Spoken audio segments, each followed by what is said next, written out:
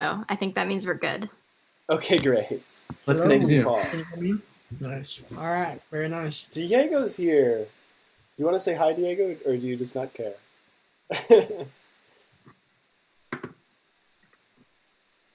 That's fine. Okay, cool. I have to add this audio device to the rest of the scenes. That way you guys are making it in. I'm admitting Zachary Gilbert. Great. Nice. Welcome, welcome, welcome, Zach. Um, Zachary Gilberto. Hello, everybody. How are we? Zach? Super good.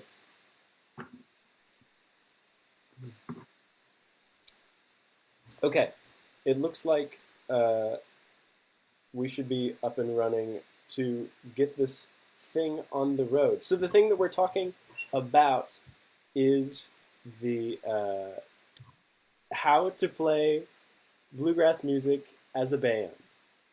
Woo! And it's something that we like to do sometimes. And just for those of you that may not know, I play guitar in the band and sing as well. And the rest of these people do these things. I play banjo and I also sing. So, I play fiddle and I sing sometimes when I'm pressured to. and I play mandolin and I sing when I'm pressured to and when I'm not pressured to, both times. Yeah. So the fun thing about this band is that we do all sing, and but that's the subtext with which we approach the the world of playing bluegrass as a band. So I've prepared a slideshow, so get ready to go into it. You ready? It looks a little something like this. And I know that the people on Facebook can see it. I'm going to add something. Make sure you guys can be heard. Okay, good. So here is How to Music with the Ruta Beggars. It's something that we care a lot about because music is the thing that we do professionally.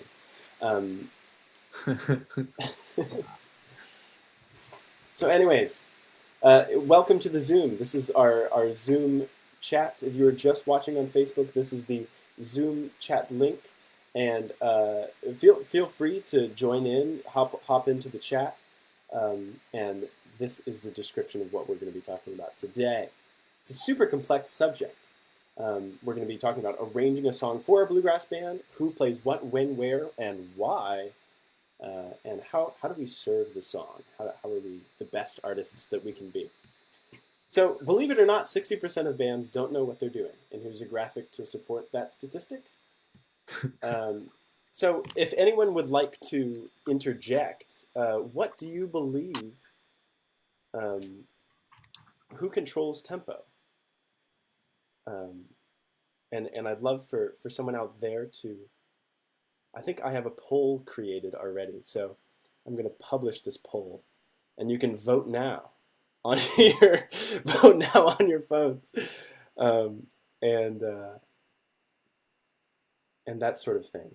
You know, this is something that, and this is the way that it was presented to me and to us by Tony Watt as part of Dave Hollander's Bluegrass Ensemble class, and he said this question to us, and we had different answers to blurt out. And I think I said bass because it's the biggest, and maybe mandolin because it's on the chop. I mean, it might as well go with the thing that is supplying the backbeat. I mean, in rock music, you would be listening to the snare drum, and that's the thing that can be heard above everything else. I just let in Dan Stanowick. Hi, Dan. Oh, thanks, Dan. Dan is here, man. So just to introduce the Ruta Beggars to Dan Stanowick, he is the a director from some of my earliest musical memories. Musical theater stuff. Dan's Thank you, awesome. Dan, for what you made Micah into for us. So good to be here. Hi, everyone. And you recently got married, right? Not to disrupt the Like flow, 5 years ago or something. yeah, actually. Oh, sorry. Dan's muted. Anyways, I'm congratulations to Dan, and thank you for tuning in. So we're talking about who controls tempo. And I'm not really ever sure who does. We have one vote for bass in our poll. So thank you to who voted. But I would like to propose for the rest of this little seminar that we're doing that bass doesn't control tempo, but instead the whole band controls the tempo. And we'll talk about it in the terms of how the band functions as a drum set. So if the bass was a drum, it would be the lowest drum that's part of the drum set. It'd be a kick drum. If mandolin was part of a drum set, it would be a snare drum. These dobro and fiddle, we'll have a name for them coming up. And guitar and banjo serve the role of the subdivisions. Particularly banjo plays almost every eighth note subdivision. So this is it broken down. It really comes down to controlling the tempo is how tiny are your notes. The people with the smallest notes can dictate when the next note is going to come. At least that's how I understand it. So a bass is playing these quarter notes. If we're thinking of it in 2/4, 2 quarter notes per measure, it'd be boom, boom, boom, boom, and they're playing quarter notes. And then the mandolin is playing an eighth note after every quarter note. Boom, chick, boom, chick, boom, chick. And the dobro and fiddle, let's call the floaters, because while they do have an important role on how the music feels and how the groove feels, they don't necessarily have a parallel in the drum set analogy. Maybe big cymbal splashes or something. That's the only thing on a drum set that has any length. So dobro and fiddle provide the length, and guitar and banjo are playing these smaller subdivisions with the banjo predominantly in that area. Do we want to take a moment and demonstrate some of these concepts with actual musical instruments? Do you guys have your instruments around? I do. I only have 6 strings on my mandolin right now. I got caught red-handed changing my strings. Okay. But I'm more than happy to. I can communicate a chop. That's basically where I'm left. Yeah, you can. Well, I'll start on what the bass player plays. So the bass player would play something like this. I'll go to a more normal key. We were recording a song for us actually with this guitar in D, out of D flat, believe it or not. It hardly exists at all. So this is what a bass player might play.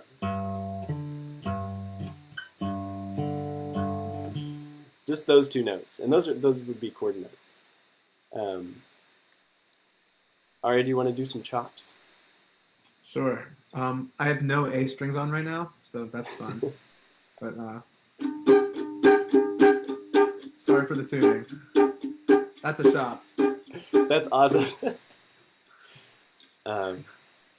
And what the actual guitar is playing, now that I'll get to that, would be something like this.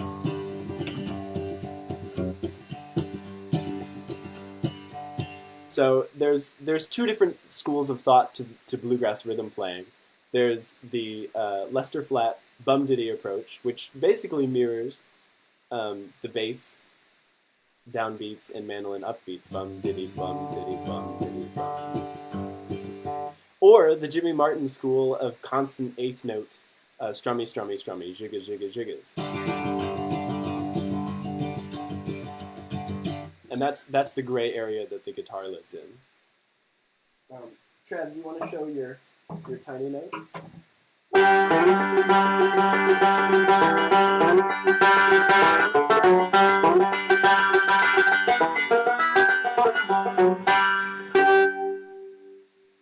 awesome.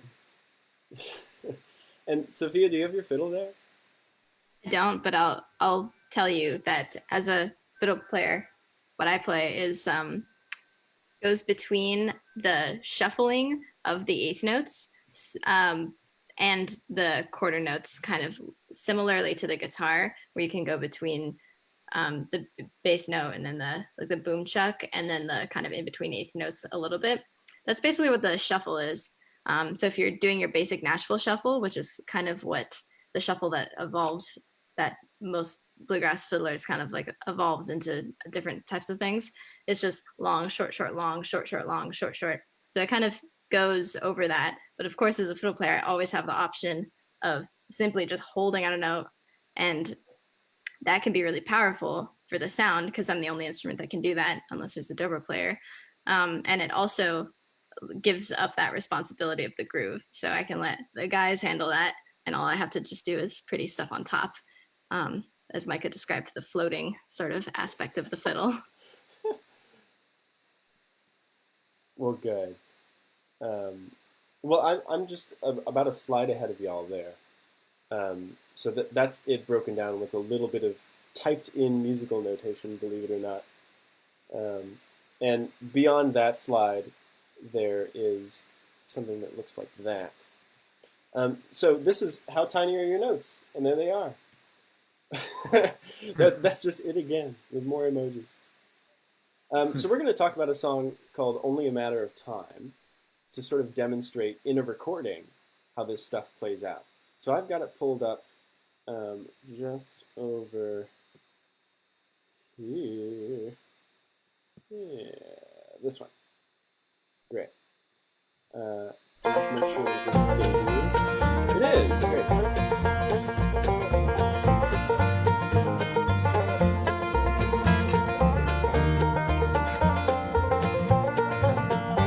And while we listen, I'm going to move over to my little breakdown of the song. So what you just heard is the intro of Only a Matter of Time. That's the banjo kick. And that's the thing that we listen to in that moment. And then going into the first verse. Still playing all the time, and just when I think it's done, I press rewind. You were my... Great. And through the first verse. Micah, we're not hearing it on the Zoom. I know. All good. Yeah, no, remember I said yeah. So anyways, that's what the song sounds like. And this is the song broken down. So anyways, this is what is happening and what the focus is at any given moment, and what is providing the excitement of the moment. So when the banjo player is kicking off the song, my main intention is to lock in with Trevin as much as I can as the guitarist, and in these moments, this is sort of the things that we might pay attention to. So I'm going to move forward to who do we listen to, because that's sort of the next topic. That's forward. Great. So who do we listen to sort of reference the time? We know that the smallest notes sort of control the time, but that doesn't mean that we're always only listening to the people playing the smallest subdivisions. It might be that we are listening to other people. So I broke down who I listen to on the next slide during each of those same parts, the intro, the verse, the chorus, all of the stuff. And I broke it down in terms of intent and time. So who we listen to for, it's sort of an idea that might have been, that I heard first from a big band player who had a twofold approach of who he listened to as a trombone player for both style and tuning. So he listened up for style, which is like the highest saxophone player or the highest trumpet player, to get the articulative intent of what the phrase is that he was playing, and uh, and down for tuning. So the people playing the lowest register instrument, probably the bass. And this is sort of a parallel to that, but for bluegrass music. So I broke it down into intent and time. So I listen to the banjo for intent because it is the instrument that is leading the charge, so to speak, and the bass for time. In addition to the banjo, secondarily to the banjo. You can see here that my default is to listen to mostly the eighth note playing instrument, which for me, as the guitar player, I'm not going to reference myself. I'm going to reference someone else in the band. So I mostly listen to Trevin, but this is just my experience. How do y'all think about this same thing? Interesting. So I didn't even know you sing this song. I'm just kidding. That's a joke. But I love this intent versus time. It's a really, really good diagram. I think that helps me also think about what I kind of try to think about. I spend a lot of time listening to bass, and for a song like Matter of Time, I listen to Trevin, but it's not at the forefront of what I'm listening to. It's really I love listening to the guitar, vocals, and bass. So kind of like as what you described as Micah and bass is what I see mostly on here. My intent is pretty similar for a song like this, although that varies for certain songs. Like there are certain songs where I'm locked in on what the banjo is playing, and I spend a lot of time on that. So, but a song like this, bass keeps time, and I listen to your vocals. Yeah, Do you think and fiddle. your preference toward bass has something to do with you as a person or as a mandolin player?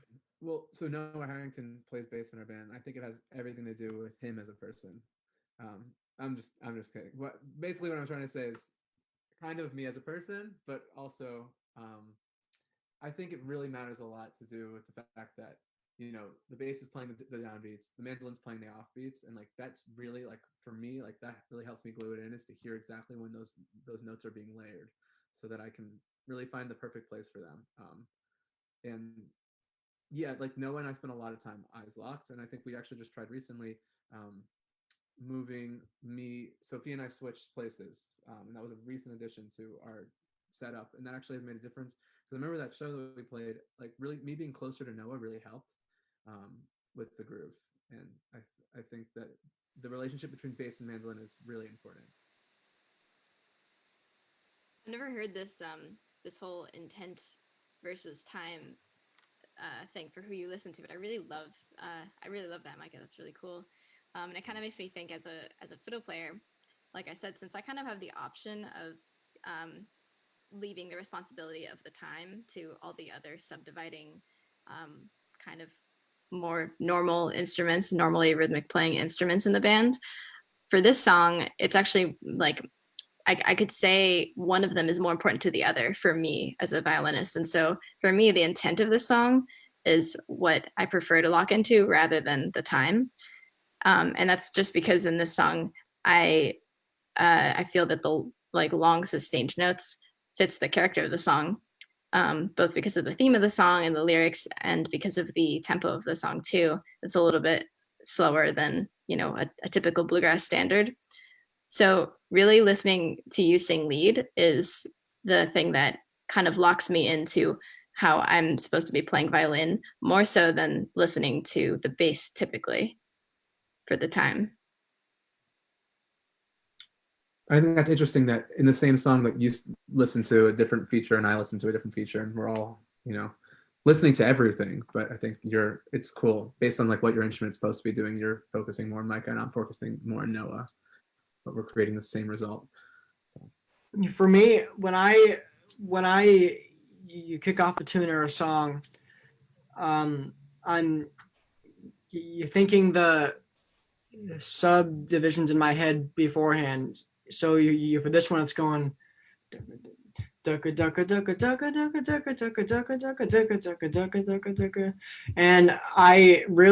you try and establish that.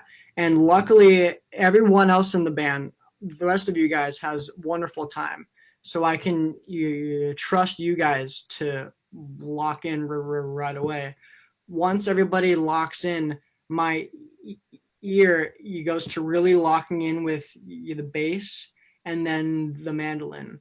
Once those three parts are really locked in, that then frees me up to you listen to what the vocals are doing, what the fiddle is doing, the guitar is doing, which of course informs the rest of what I do. But underneath all of that, I'm still listening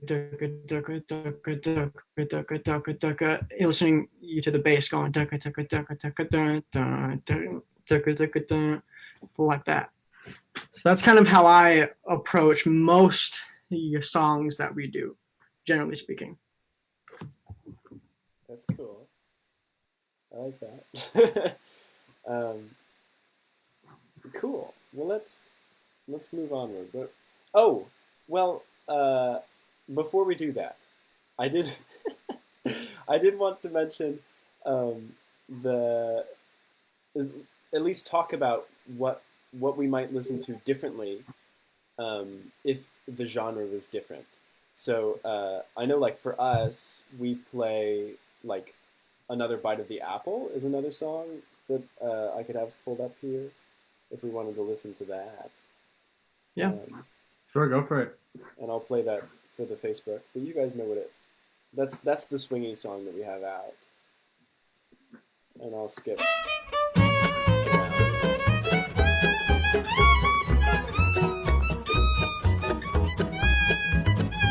Pay no attention to sneak around the street. He ain't got a thing to do, yeah, with you and me. Don't know what he's whispering, baby, I don't care. Gotta have another, yes, I like another.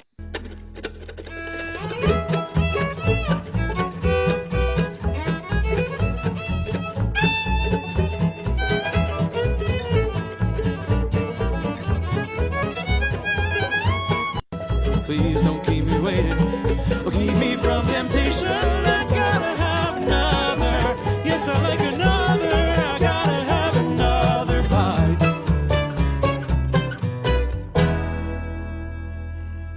Yeah. By the way, I haven't listened to that in a long time.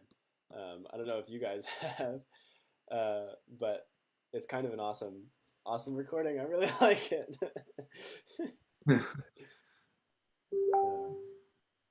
But yeah, in that song, who do you guys listen to mostly for that sort of thing? I think I'm playing the smallest timing things.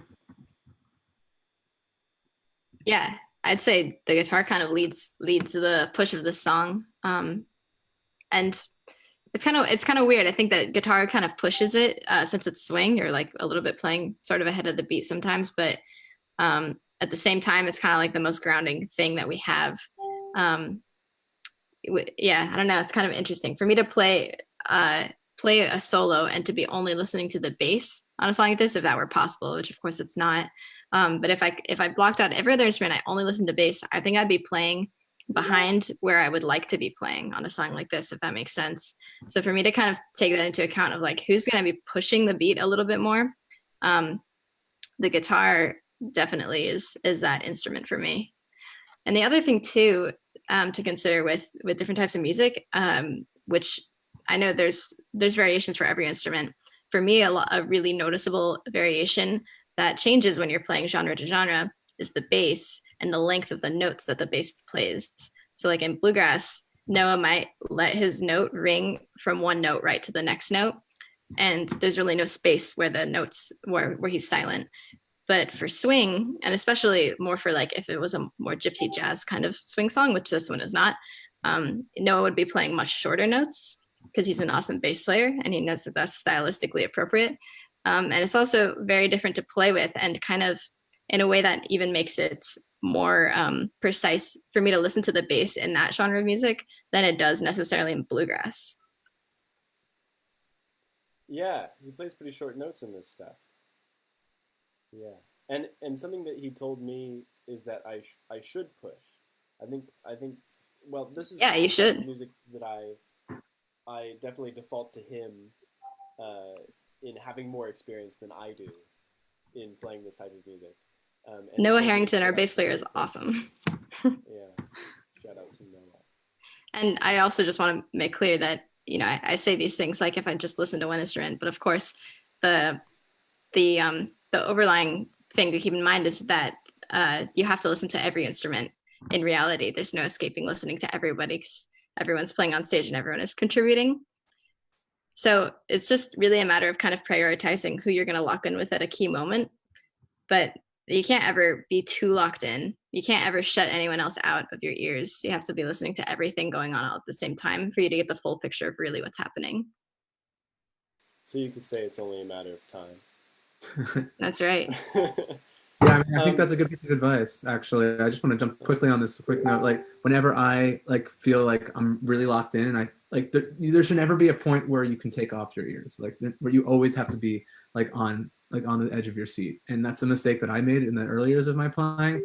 That I felt like I was locked in, and maybe it was for like a few measures, but the fact that I wasn't consciously thinking about it at all times allowed me, or caused me to speed up or slow down and lose the groove. So I think that's really wise. You definitely always, you always got to be listening to what everyone else is doing and always aware of what's happening with the entire ensemble. That being said, for this particular song, Another Bite of the Apple, I kind of take Sophia's role a bit. I don't really have a whole lot of say in the foundation of the time. I feel like the banjo's role in this kind of music, when the bass, your guitar, your mandolin are already doing duck, duck, duck, duck, duck, duck, duck, duck, is just embellishments. So I'm usually, for this stuff, I listen to Micah and Noah because they play this music a lot more than I do, and they both have wonderful time.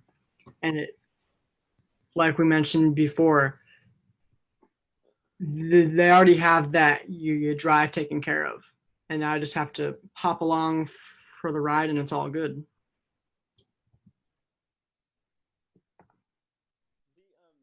So that sort of ever aware thing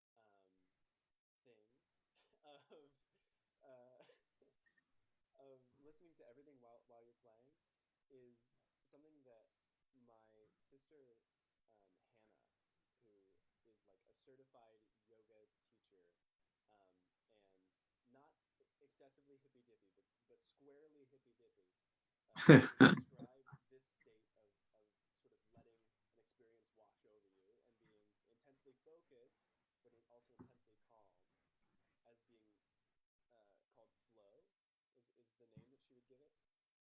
Is that something that you guys have heard of before as a thing? I have, yeah, because I'm into that hippie stuff. There's a wonderful book You kidding? by Mihaly Csikszentmihalyi.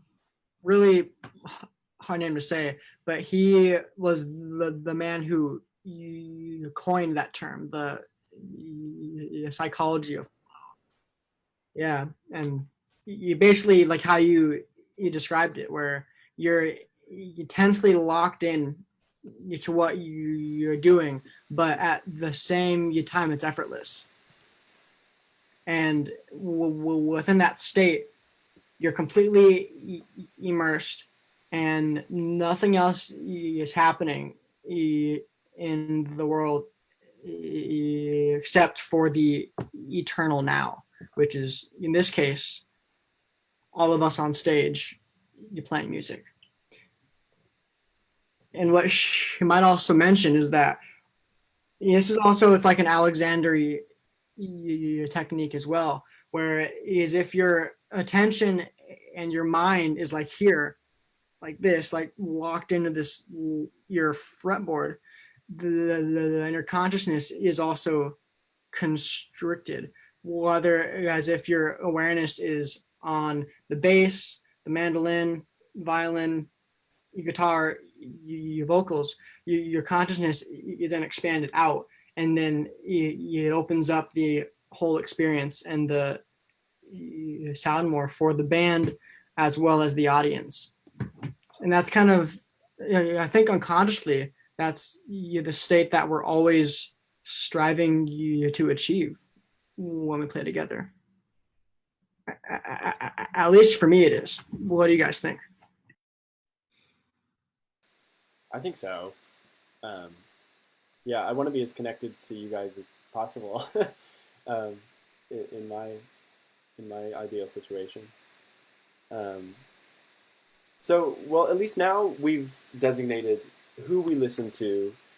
We might focus and key on and base our standard off of an individual player without disregarding the rest of the sonic landscape that we are floating on top of, so to speak. But once we have our time in line, what is it that we play? And there's a slide just a couple slides back. If people are listening to you for the intent, then you have to provide some sort of intent, and how do you do that? And so I wanted to turn it over to Sophia to talk about. She had some interesting observations about, I think, particularly matter of time or other things on how to solo. Yeah. So right after the form. Let me see. So I think one of the most important things to keep in mind when you're soloing is that it's not all about you. Even if you feel like it's all about you in the moment, it's not all about you. And you're still a supportive member. You're still supposed to be supporting the players that are playing rhythm behind you.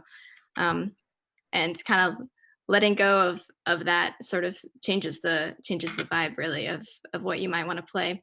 So a realization that I had recently, something that I've known for a while and I've kind of played with for a while, but I really sort of solidified this in my brain only recently, which is the transition in and out of a solo of a song, and how that differentiates between if you're soloing into what becomes a verse or a chorus that people are singing, or if you're soloing and then it becomes it turns over to another instrumental solo, and how there's sort of a difference. So I have an example that I'd like to show on YouTube, and let's see if I can just share my screen. And Micah, do I share computer sound? Is that what I click? Yeah. Computer sound. And let's see. I'll try it. Let's see. Let me know if this doesn't work. Oh, let's see. I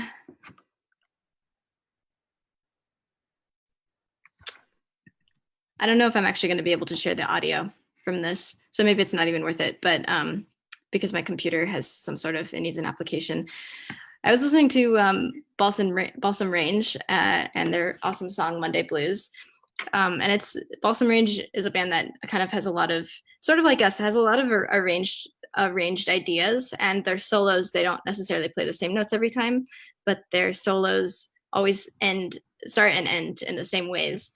And there's a lot of great reasoning behind that. For one thing, it's predictable, so for the other guys in the band, so they know exactly when to come in and stuff. And then for another thing, it sort of shows what I call like a sign of respect in music.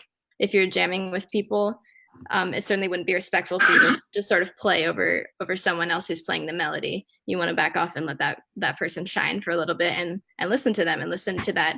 Going back to that whole intent versus time listening thing, you want to be listening always for the intent and for the time, and making sure that you can sort of at some point be able to focus on both as much as possible. So anyway, you want me to pull up the video, Sophia? I can pull it up if your audio is not working. Yeah, sure. Balsam Range, Monday Blues. Yeah, I got it up. So yeah, the live version. Yes, the live version. And just tell me what second, and then I'll get it up. Yeah, go up to second 24 or something like that and play that. Okay, does everyone see it so far? Yeah. Awesome. So I'm starting, and let me know if you hear it or not.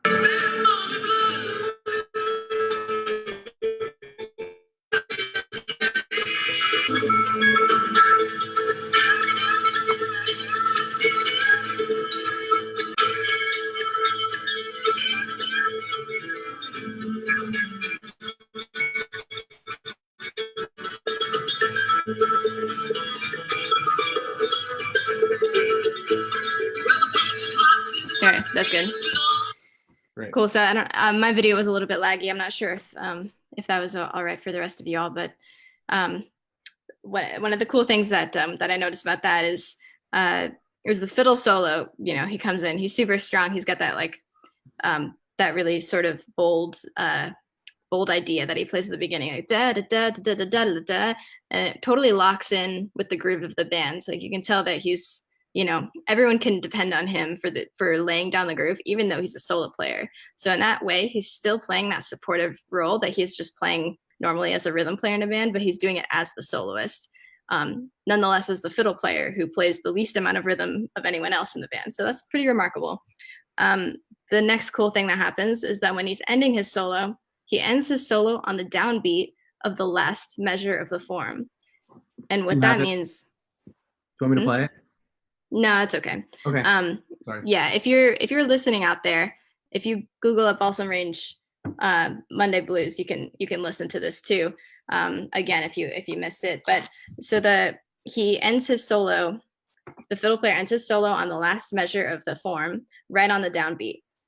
So if you're thinking of bars in 4/4 common time, he ends his solo with a quarter note, and then there's 3 quarter note rests. And during that time of the 3 quarter note rests, the mandolin player gets to come in with his pickup notes, ba ba ba ba, and start the next form of solos.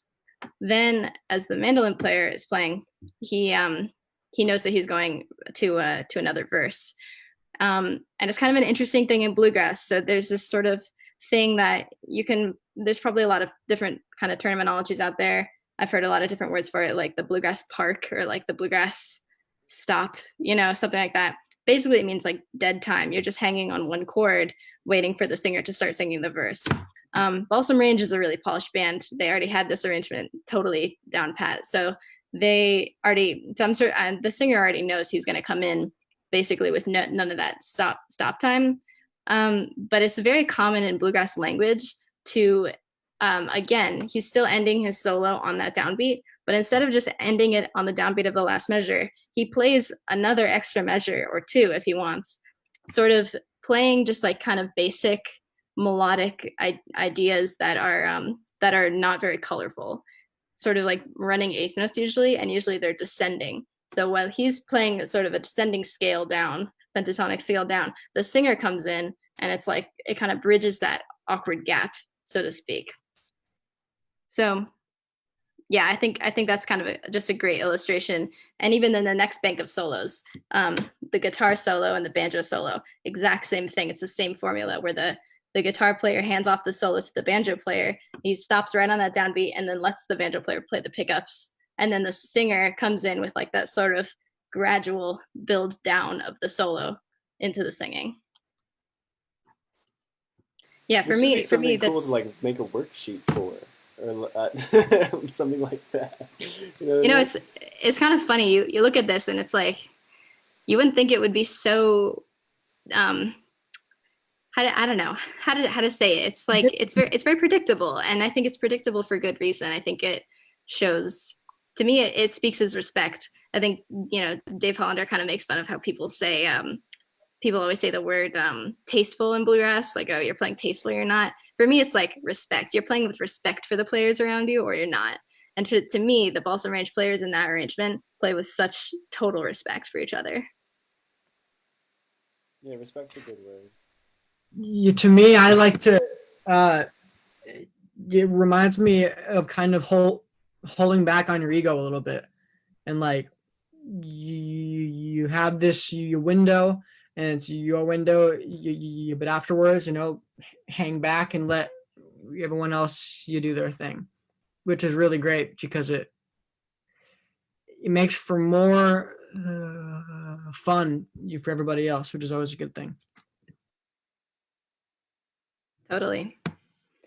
Well, it looks like we're getting almost to the end of our class here. So if anyone out here is watching has any questions or any thoughts that they'd like to add to this discussion, you should feel free to ask or say.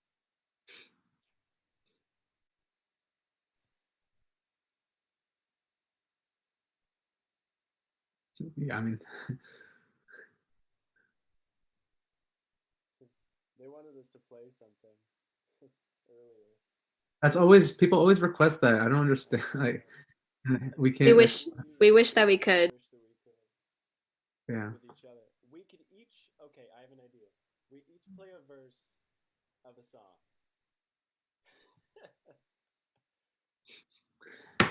We could do it. Or is that stupid? Um, My mandolin's 6 strings right now. oh So, yeah.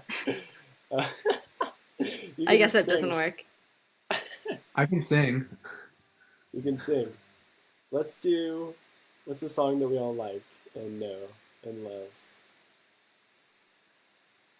We can do one of ours. Sure, let's do one of ours. Let's do Only a Matter of Time. Okay, we have been talking about that. Okay, so Trevin does the kickoff. We can switch. We'll just look at that form and switch whenever the form does. So let's get that form back open And on the Zoom. yeah, and I'll pull it up on the Facebook thing so that they can see it.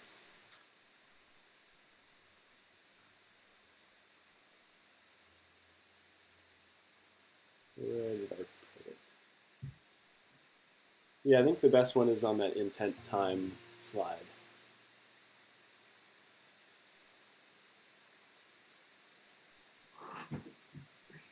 Hang on, I gotta share. Hang on, just a second. Gotta navigate the old computer here. Yeah. Man, there's been no time in my life when I have felt more like an old man with these computers now. Me too. It's It's been like funny. You guys see it? this time of like, yeah, we can see it. This time of like online classes and remote interaction and stuff. It's like I don't know what I'm doing with this piece of LCD in front of me anymore. You know, it's been pretty discombobulating. All right. Okay, so it'll go on my screen. From bottom to top, it goes Trevin, Sophia, me, Ari. So let's just go in that order, I guess. All right, here we go. 1, 2.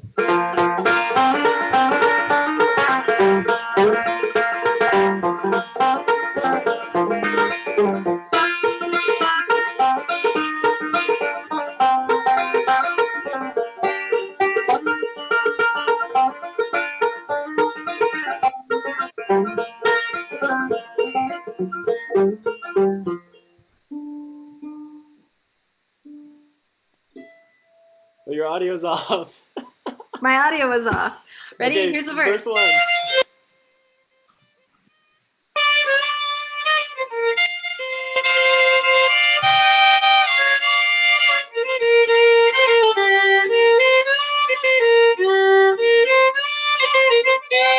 Take a little more time for me to understand just why. Still wondering how it'd be to have you in my life. You've been gone for who knows how long, can't get you off my mind. But it's only a matter of time. And then there's the solos. I'll play with 6 strings. Okay.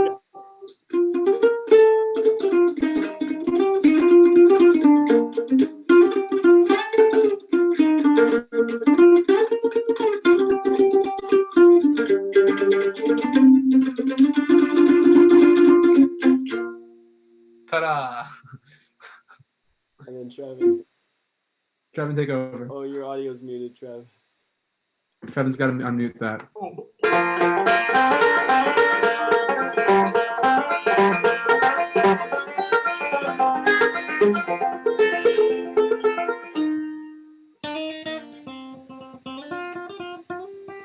Oh wait, you're next. Go Sophia.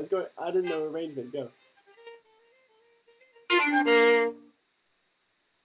You're like a key that's locked behind a door, just out of reach, and what I'm longing for. You're so close, but yet so far away, a ghost that I don't want to stand no more.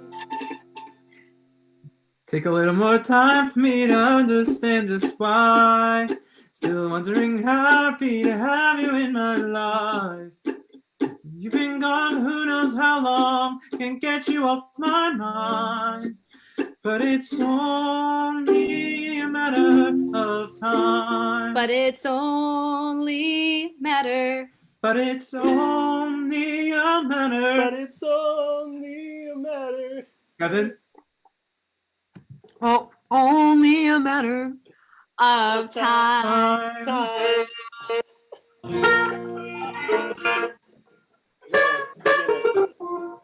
Bum, bum. There we go. All right. Thank you, Dan, for the applause. Oh, damn. Very goofy and fun. And I have to say, it's really only a matter of time for us all to be back together with each other. Yeah. I'm missing everyone, and doing these things is definitely a blessing that we can use these applications like Zoom to connect in any way. But I think we're all missing the real deal, and only a matter of time is all I have to say. Well said. I agree. Yeah, it's kind of a good song for these times. Good job, Micah, for doing that. Really good. I'm back there, everyone. Yeah. So I think please that's go probably- listen to it. Yeah, thanks for tuning in. This has been great. Are there any more questions that we should attend to? Looks like we're good. Okay, cool. Then I'll stop the stream shortly. But first, thank you so much, everyone, for listening. And this will go up other places. I think we're going to continue doing this type of thing. This will be a every other week sort of thing. That's what we're thinking. And we hope that Monday nights work just as well for you as they do for us. This is to circumvent the impossibility of the Ruta Radio Hour, which is a radio show that happened before spring break of this year as part of Berkeley's Internet Radio Network. And those shows are all edited and archived on the Ruta Beggars SoundCloud. If you go to SoundCloud and search the Ruta Beggars, they'll pop right up. And it's hours, well, not hours. It's minutes of listening pleasure, believe it or not. And we'd love for you to take a perusal of that. And thank you so much, everyone. We'll see you in Thank you. 2 weeks for the next masterclass. I'm Micah. I'm Trevin. I'm Ariel. I'm Sophia. And this has been the The Ruta Masterclass. Masterclass. All right, cool. We'll coordinate better next time. Okay. Goodbye. I love Take you. care, everyone. Goodbye, everyone.